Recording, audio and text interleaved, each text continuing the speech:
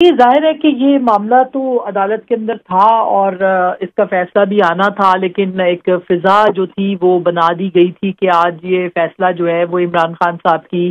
Fever میں ہی آئے گا، اور ظاہر ہے کہ ایک پبلک پرسیپشن بھی اور پاکستان تحریک انصاف کے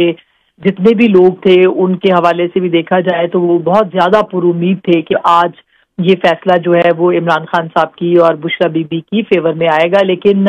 ظاہر ہے کہ یہ اپیلیں تھیں اور سزا کے خلاف اپیلیں تھیں، وہ اپیلیں جو ہیں وہ مسترد ہو گئی ہیں اور جو 7 سال کی قید کی سزا ہے وہ بھی برقرار ہے۔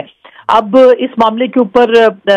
جو خاور مانیکا کے وکیل ہیں زاہد آصف چودھری، وہ بھی آج عدالت میں اس سے پہلے پیش ہوئے تھے اور پھر اس کے بعد انہوں نے اپنے دلائل کا آغاز تھا۔ دوسری طرف جو تھے وہ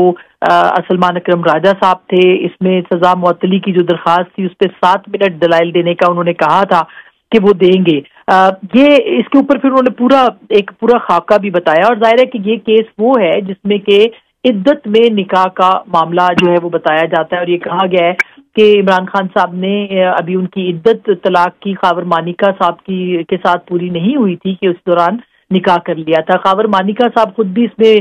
پٹیشنر ہے، ظاہر ہے وہی پٹیشن لے کے آئے ہیں کہ ان کا حق جو ہے وہ مارا گیا ہے۔ دوسری طرف عمران خان صاحب کے جو وکیل ہیں وہ یہ بتانے کی انہوں نے بھی یہ اپنے دلائل دیے ہیں کہ یہ جو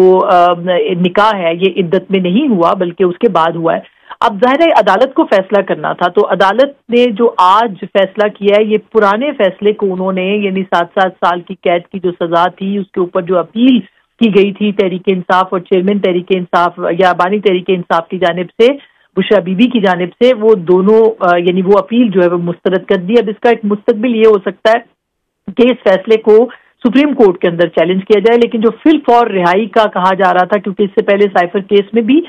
سزا معطل ہوئی ہے۔ عاصمہ صاحب ہائی کورٹ میں چیلنج کرنے کا کہا جا رہا ہے عمر ایوب کی جانب سے، ابھی کچھ دیر پہلے انہوں نے جو ہے بالکل جی ہائی کورٹ میں اس کو چیلنج کیا جائے گا، اس کے بعد پھر اس کے بعد کی جو سٹیج ہوتی ہے وہ سپریم کورٹ کی ہوتی ہے، لیکن ہائی کورٹ کے اندر بھی اگر یہ معاملہ جو ہے وہ یہ سزا برقرار رہتی ہے تو پھر تو وہ بہت بات کی بات ہے، لیکن اس کو کافی ٹائم لگ جائے گا۔ ابھی بھی دیکھیں کہ یہ تقریباً 1 سال کا معاملہ ہے، اس کے اندر سیشن کورٹ کے اندر پہلے فیصلہ ہوا، پھر اس کو چیلنج کیا گیا، پھر اس کے اوپر اپیل آج جو ہے وہ مسترد ہوئی ہے اور اب یہ معاملہ جو ہے وہ آگے بھی چلے گا۔ لیکن اصل بات یہ ہے کہ اس سے پہلے یہ کہا جا رہا تھا کہ چونکہ سائفر کا جو معاملہ تھا اس کے اندر بھی عمران خان صاحب کی سزا معطل ہوئی ہے، لہٰذا آج کے بعد جو ہے ان کے اوپر کوئی ایسا کیس موجود نہیں ہے۔ ان کی تمام 9 مئی کے جتنے بھی معاملات ہیں، گو کہ پاکستان تحریک انصاف جو ہے وہ اس کے اوپر کہہ دی ہے کہ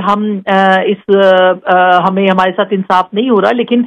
تمام عدالتوں سے ان کو باقاعدہ جو ہے وہ تمام معاملات جو 9 مئی کے تھے اس کے اوپر ان کو انصاف ملا ہے اور باقاعدہ جو میرٹ ہے اس کے اوپر چیزیں جو ہے وہ سنی گئی ہیں۔ تو یہ باقی سارے جو معاملات تھے وہ کلیئر تھے۔ اب البتہ القادر ٹرسٹ کیس جو ہے وہ معاملہ بھی ابھی تک اس کے اندر بھی گرفتاری تو نہیں ہوئی، تاہم تحقیق تحقیقات ہو رہی ہیں اور جو نیب کی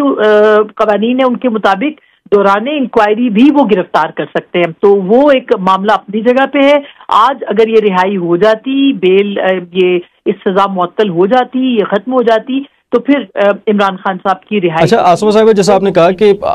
آج کا یہ فیصلہ جو ہے وہ فیور میں آنے کا جو ہے وہ ایکسپیکٹیشن تھی، امید تھی پی ٹی آئی رہنماؤں کو، لیکن